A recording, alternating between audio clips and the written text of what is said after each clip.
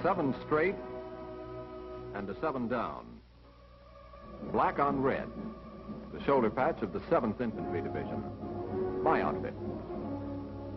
They call us the Hourglass Division. You can see why. There's something else about an hourglass that fits the 7th.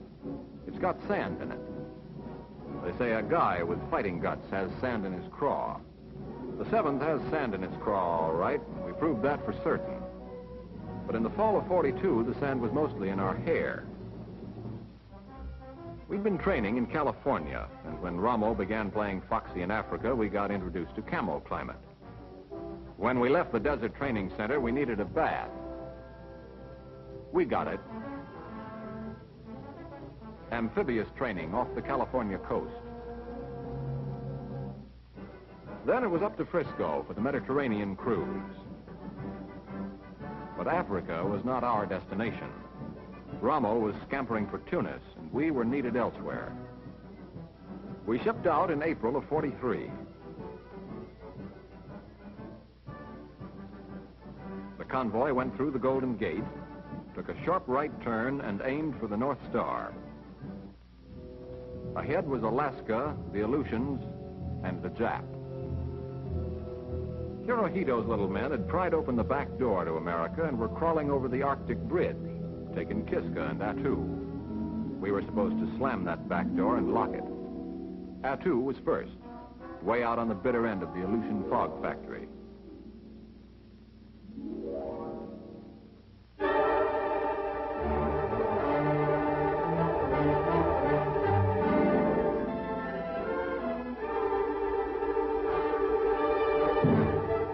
Bet every man carried a one-each hollow feeling in the pit of his stomach on that trip to the beach.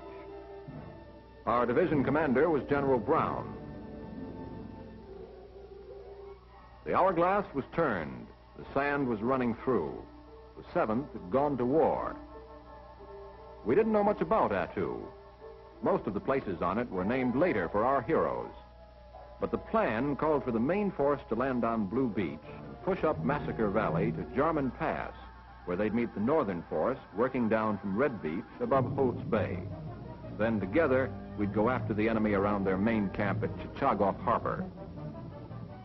The first wave got ashore at Blue Beach without any trouble. They moved up Massacre Valley. Other waves followed, lugging their equipment by hand over the snow and tundra. The northern force sneaked ashore at Red Beach, hauled their gear up a 20-foot cliff, and started around Holt's Bay. The artillery worked over the snowy hills. The fight had begun. The Japs were dug in high up on the mountains, and the elevators weren't running. The main force got the Jarman Pass the first day. A week later, it was still there. But the northern force had been fighting their way along Holt's Bay, and that put us on both sides of the pass. So the Japs took off to the east. We joined our line then and chased them over Robinson Ridge and Serrano Nose and Fish Ridge and through Levacy Pass into a tight, hard pocket around Chichago. We began to learn about war, how it feels to get hit, and how frozen feet can be just as bad. We learned the price of victory. We learned about heroism. Private Joe Martinez, for advancing alone to inspire his battalion, the Medal of Honor, posthumously. We learned about banzai charges. One night, 500 screaming Japs threw a flying wedge down Jimfish Valley. We cleaned up the mess, moved into Chichago, and the battle was over. After 19 days and 2,300 enemy dead. This was the first American soil retaken from the Jap invaders. The back door to America was closed and bolted, courtesy of the 7th Division. We said goodbye to the Northern Lights then and headed south, but we didn't go home. The next stop, Hawaii. A little fun, chance to thaw out, and practice on landing craft of a different sort. Then some training that was guaranteed to teach you or else. We wanted this training, believe it or not, because on Attu we'd learned what any Boy Scout can tell you. It pays to be prepared. But Uncle Sam was busy shopping for Pacific real estate at the end of 43, and some unwanted tenants had to be evicted, so the 7th Division packed its duffel and headed out to take possession. The address, Kwajalein Atoll, in the Marshall Islands. We had the southern loop of the atoll, including the island of Kwajalein. With the preliminary soften-up aimed at the main island, we pulled a sneak play to the weak side. On D-Day and the night before, we sent forces to capture the lightly defended outer islands. The strategy worked so well that the whole invasion was later called a near-perfect operation. By afternoon, we had commanded the channel into the central lagoon, and our artillery was setting up on Carson Island, getting the range on Kwajalein.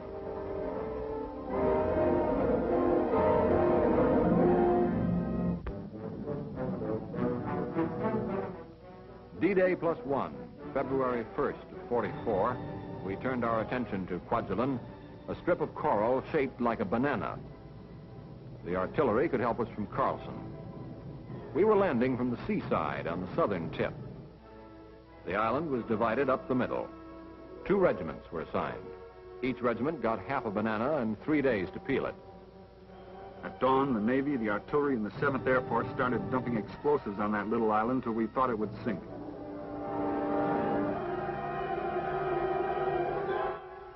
For the second time, the hourglass was turned. The 7th Division was moving in force.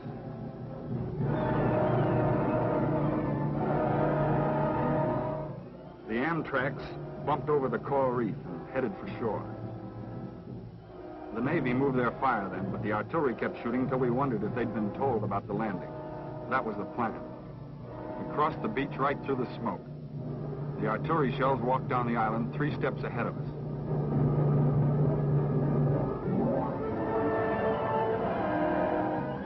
It was supposed to be jungle warfare, but the jungle had gone with the wind of the heavy bombardment. It was battle in 1,000 acres of city dump. In every pile of rubbish, a possible sniper. It was like taking pins out of a new shirt. There was always one left to stick you in the back. Tanks had rough going in the beat-up terrain.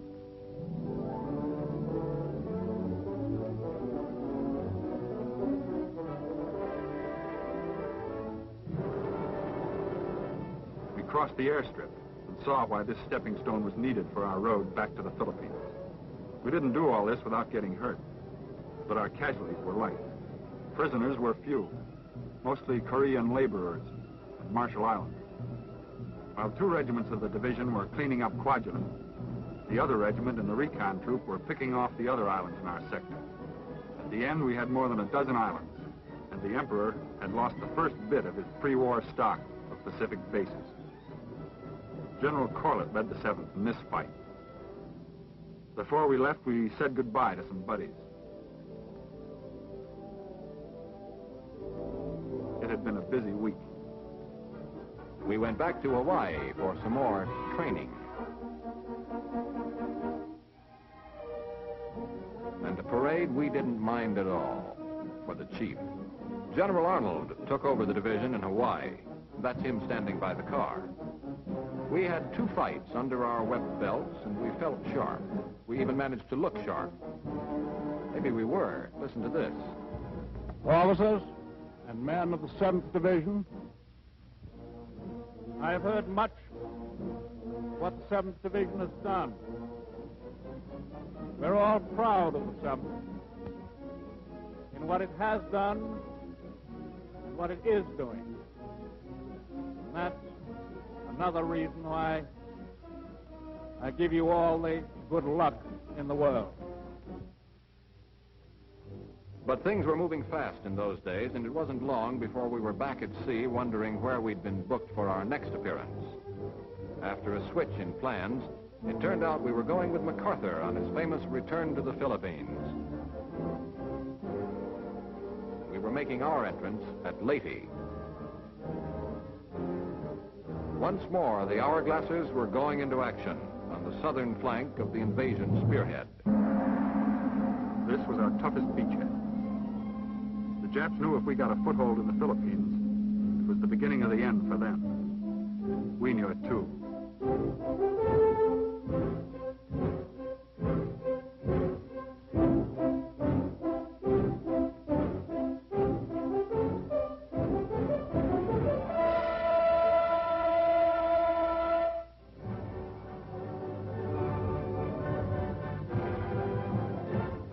We pushed hard and broke through.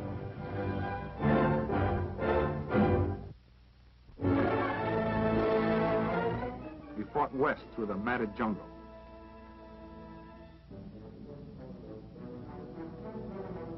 Took the airstrip and went into Dulag. Then on to Barawan and north to Dagami. Our first mission on Leyte was completed against the infamous Japanese 16th Division.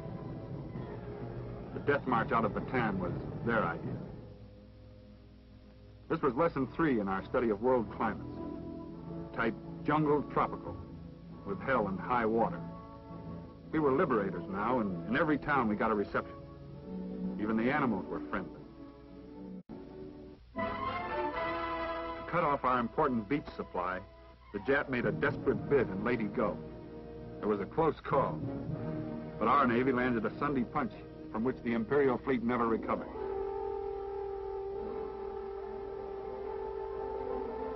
Some of our carriers were lost. Their planes flew over to Leyte and landed on the unfinished airstrips.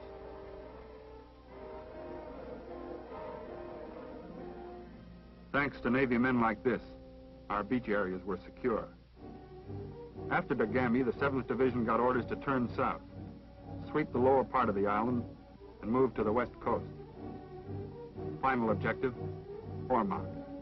Those were big orders. Skirting the central mountains, we pushed south to Abu Yad, beating the Japs at their own game of hide and seek in the sloppy jungle.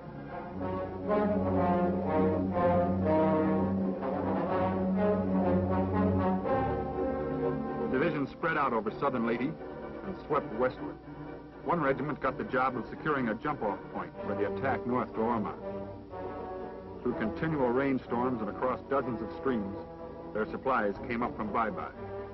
Through 9 days and nights of banzai charges, they held their area against superior Jap forces until the rest of the division could catch up.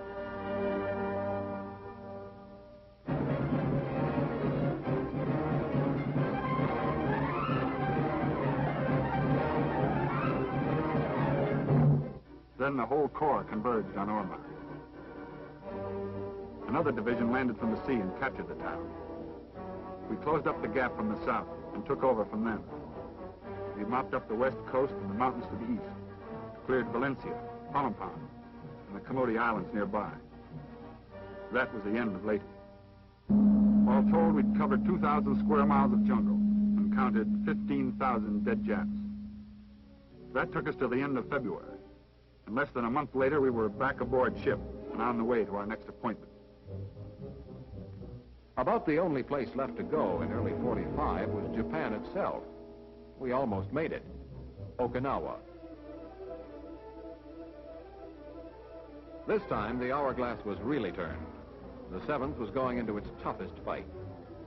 We were still with the 24th Corps, but now under the 10th Army. Am tanks and Am tracks brought the first waves ashore on the Hagushi beaches. It was April Fool's Day, but the Japs didn't pull any tricks. There was practically no opposition. We took the Kadena airstrip about one jump ahead of the engineers with their bulldozers and graders.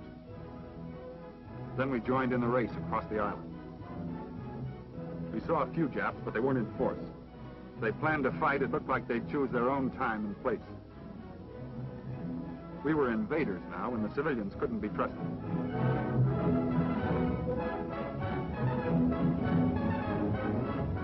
Even the ones that smiled and looked pretty.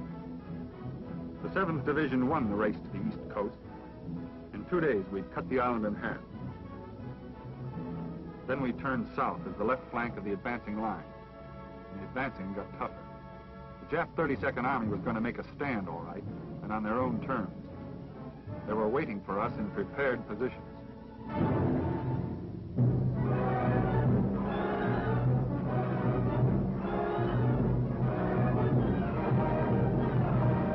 We faced more artillery, more Japs, and more rough fighting than we'd ever faced before. We battled yard by yard through the rugged hill country. Skyline Ridge, Hill 178, Rocky Crags, Hill 196.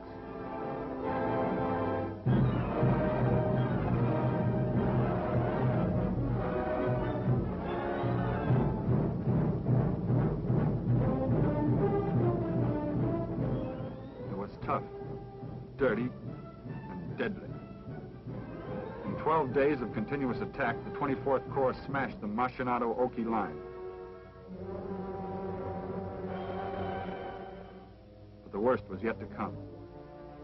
We found ourselves up against the real backbone of the Okinawa defense, the Shuri line, solid fortifications, fancy cave systems. This would take some doing. The 10th Army began an all-out drive.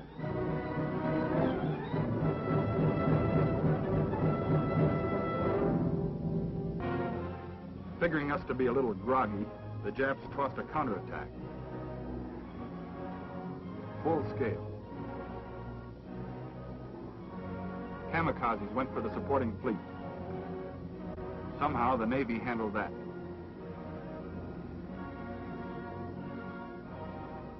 They launched attacks all down the line with artillery support. That hurt, but we took it. Their beach landings failed. Then it was our turn. All along the front, the word was attack. Full steam ahead for the whole 10th Army.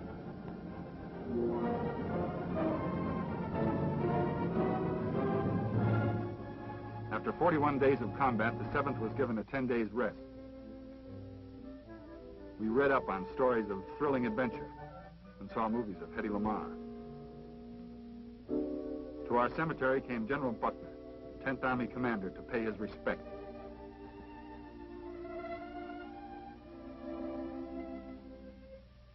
Then we went back to the battle. We put all we had into that push on Shuri. The Japs were tough, but not that tough. The 7th turned the flank of the Shuri line with a vicious thrust through Yanabaru.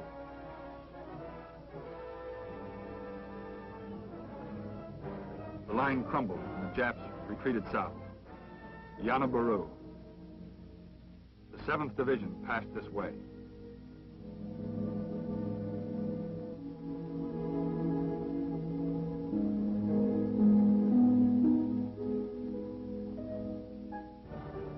There was still more to Okinawa.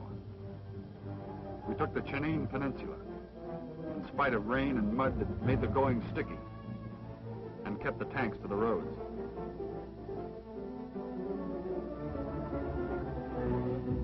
We slogged on and found a wall of cliffs. The Jeju Daki escarpment, honeycombed with caves.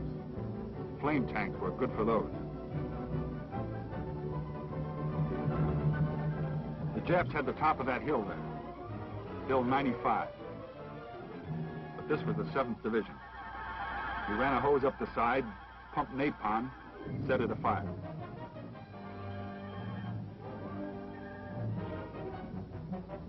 Then we went up and took the hill.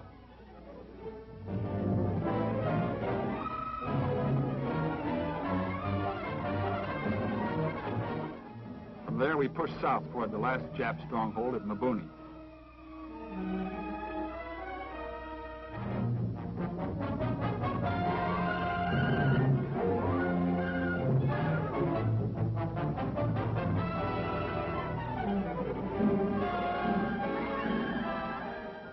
With the sea at their backs, the Nips began to surrender in droves. Some were holding the leaflets that guaranteed safe passage. They came in all types and all sizes.